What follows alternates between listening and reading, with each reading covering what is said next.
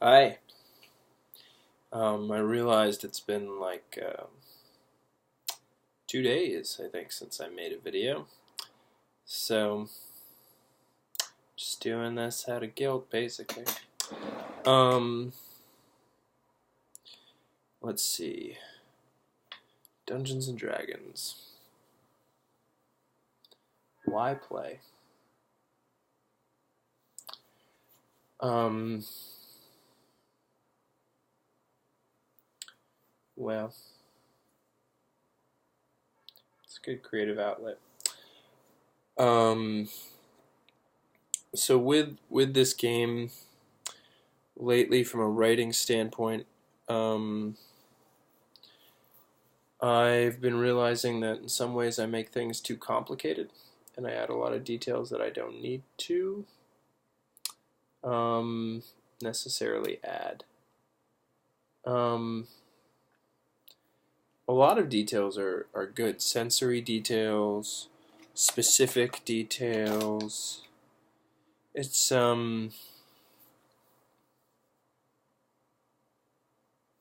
it's more like how deeply do I describe something? Like a city square.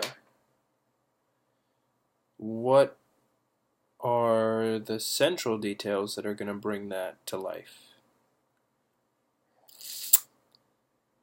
What are they? Depends on the situation or the mood that I want to put together. And then it's a question of like, sorry, yeah, here, there. Is that working? Yeah.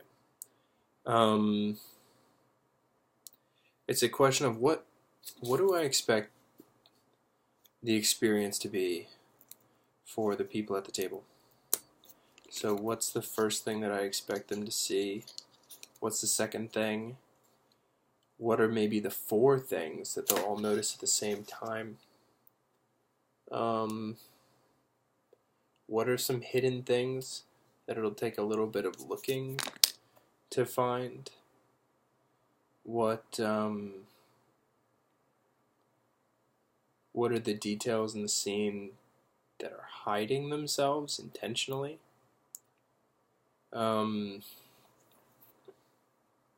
Like people or things that were hidden by people.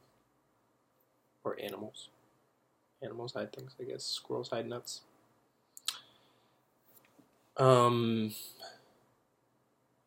So I lay it out based on their experience. What do I expect them to see, and then who do I expect to be there? And then when it comes to that, I'll find the character and I'll develop the character that I expect to be there. Like the priest that works out of the cathedral. Works. Do priests work out of them?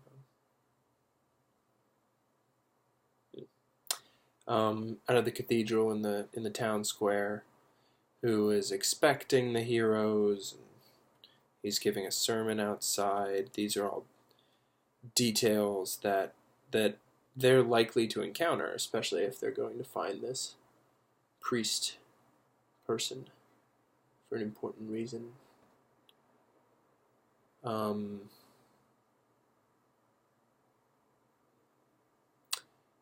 Yeah, depends.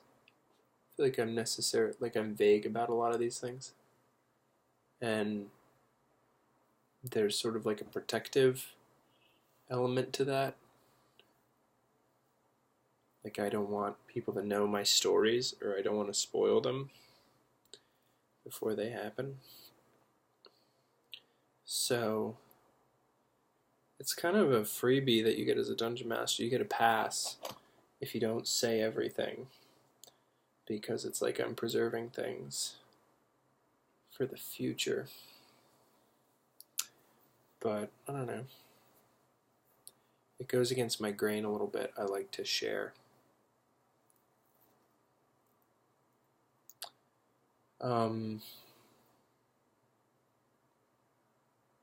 Yeah. So I've been considering that, and then the way I expect things to unfold. Like, this priest is a sad man, and he's asked these heroes to come because his daughter is estranged from him and has fallen in love with a wealthy man in town who is taking advantage of her. And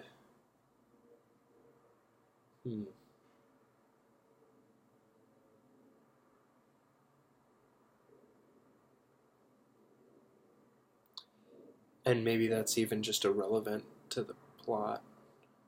Or it's not irrelevant, but it's like not why he hired their heroes. So, yeah, this sad man who's called on our heroes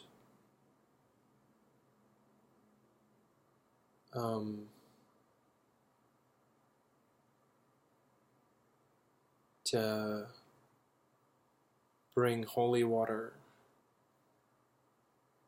through the city to the gates of a fine palace. Picture this kind of in Venice, and in there one of the Medicis live, and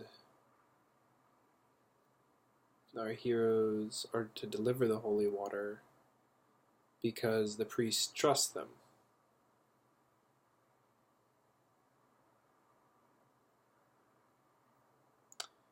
And when they get to the home of the Medicis, and they bring the holy water into like the beautiful, not the foyer, but like, there's a word for like where you would keep holy water, like a transept.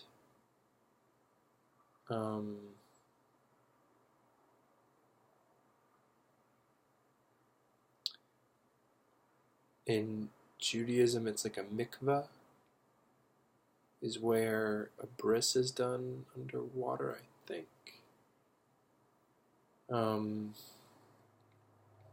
So there's a nice word for that. And inside of the room, there's tiles all over the walls that are painted various designs, like flowers curling everywhere. And there's a pool of water and like a little bowl for the holy water to be deposited.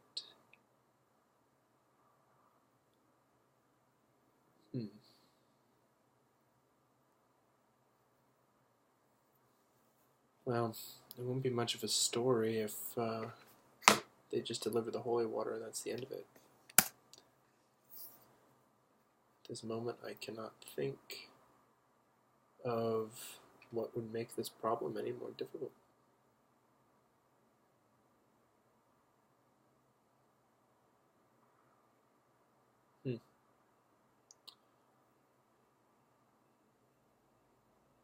Maybe someone in the family doesn't want the holy water in the home. And he is a devil worshipper. Unfortunate for the Medicis.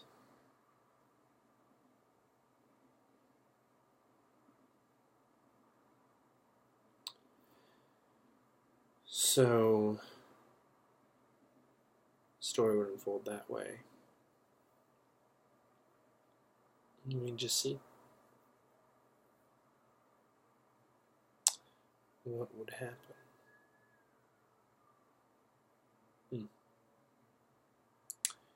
Let's see, there would have to be some sort of a... Is the problem that the players are solving just how to get the holy water in? I think there ought to be more to it. I think maybe the priest's daughter is at this palace, and she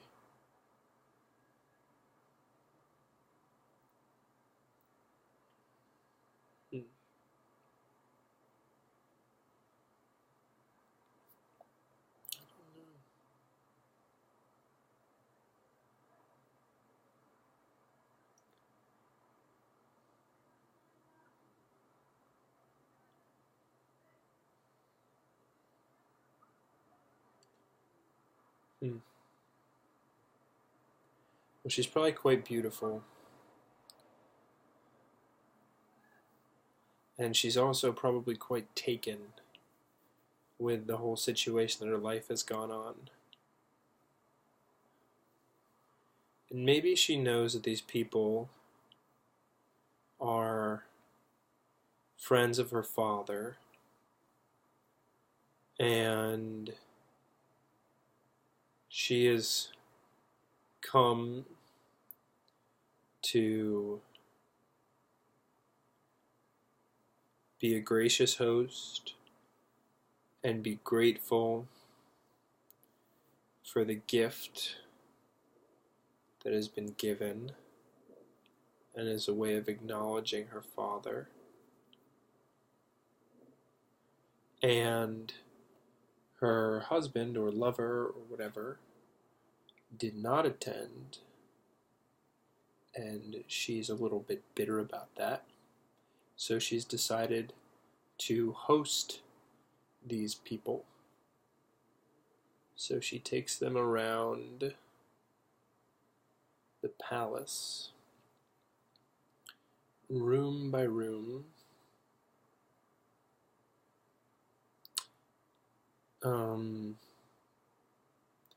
Big chandeliers, big open ballrooms, giant fireplaces, statues encased in gold. Just a really amazing place.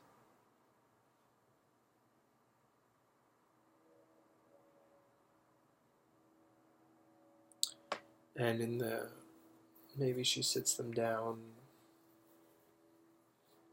for a meal or for tea or something.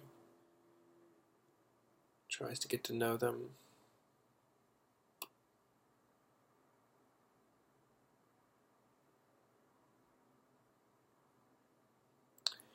I don't know. There's a story in here. It's tempting to just make her husband the villain, or her lover the villain. It'd be much more interesting if it was someone else in the family or in the house. Like a servant, or a brother, or a sister, or a father.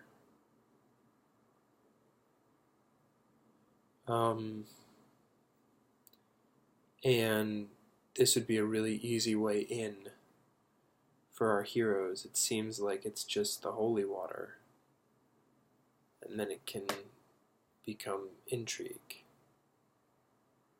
From there, somebody else could stumble in on them having tea and join them and talk and invite them to do games in the palace like archery in the backyard, or swimming, or fortune telling.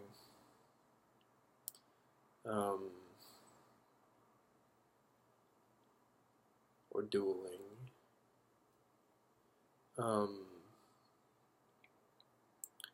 These sorts of like horseback riding through the countryside. These sorts of things. These sorts of details, and then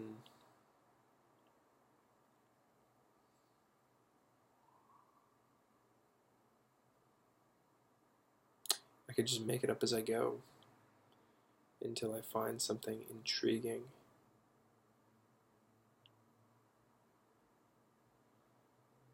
And make a twist. Because the nice thing about this priest-daughter character is that she's probably lower class, which means she's easier with people that are not of her status as like a highborn lady now. So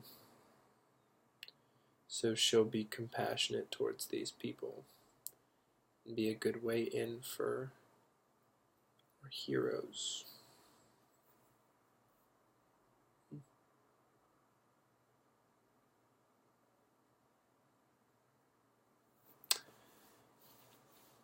Well, maybe I'll pick this idea up tomorrow.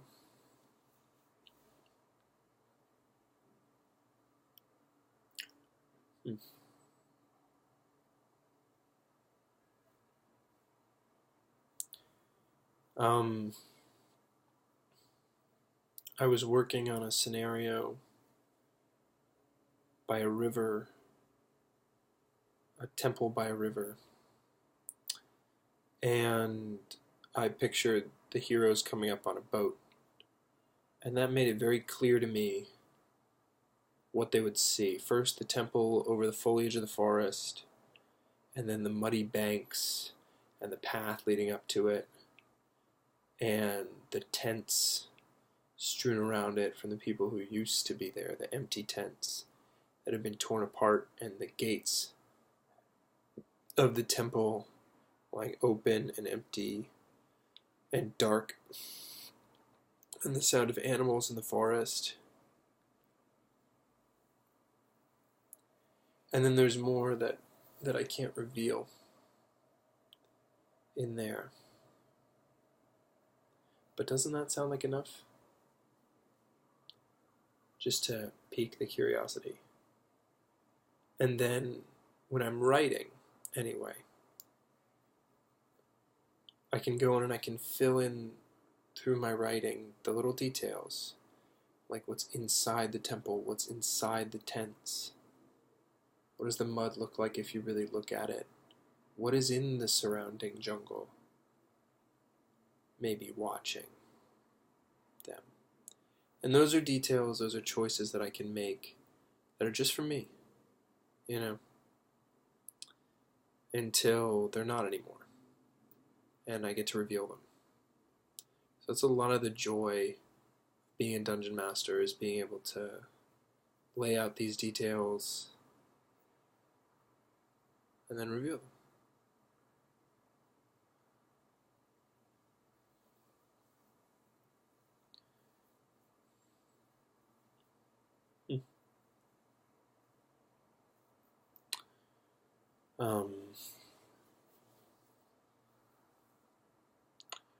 Yeah, so that's what I've got for tonight. Thanks for listening, and see you tomorrow.